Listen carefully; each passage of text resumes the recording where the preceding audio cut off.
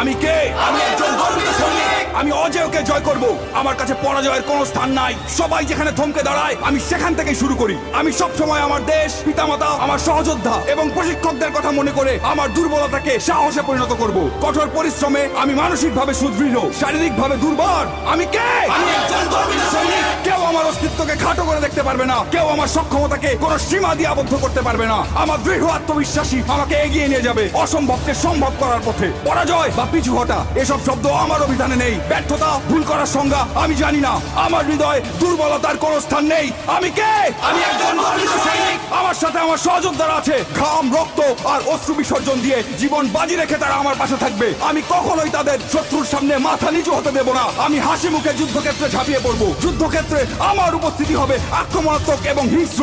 শত্রু আমাকে দমিয়ে রাখতে পারবে না। আমি কে?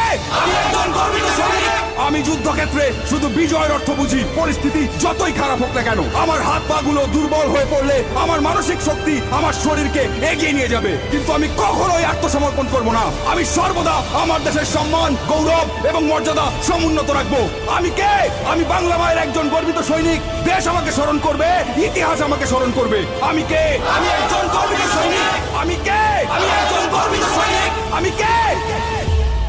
আমি একজন গর্বিত সৈনিক।